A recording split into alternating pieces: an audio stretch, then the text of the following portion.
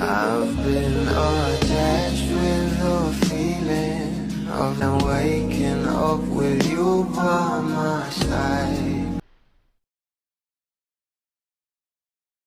Kung ito nga guys ang first revelation at pasabog ng Can't Buy Me Love, ay talaga naman ang official teaser ng Can't Buy Me Love ang ikalawang revelation.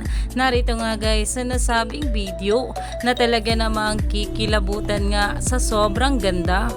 Priceless. We give our priceless gratitude to our business unit head na kasama natin ngayon. Palakpakan po natin, Miss Des M.D. Guzman.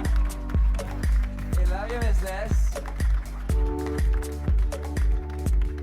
Okay.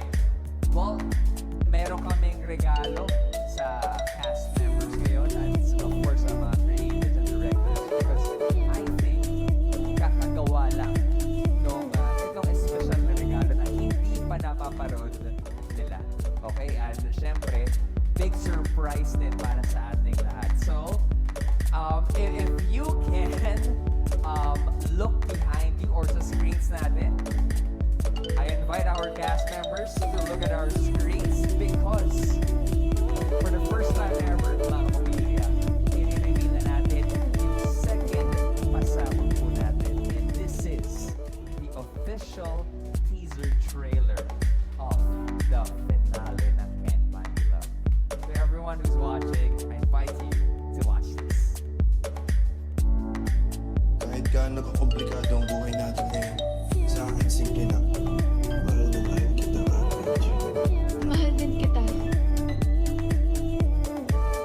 Love is priceless. Kapal talaga ng mukha mo. Flaunt it out. Well, nakuha mo na dahil sa pagluloko ng nanay mo.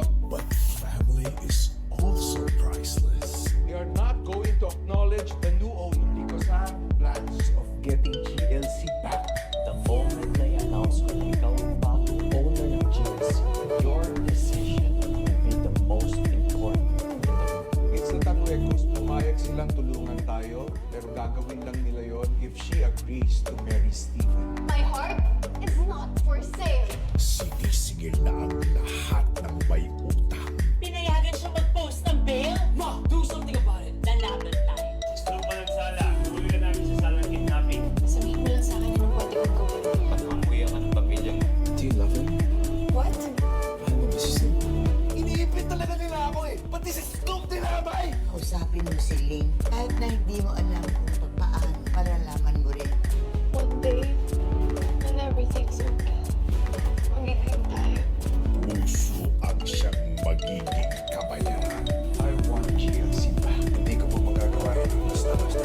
We have to do something, Wilson. Because this is going to hurt us. I just want Andre to be happy. Ma'am, ginikit tayo. Okay. Hindi ko rin po alam, ma'am. Simon!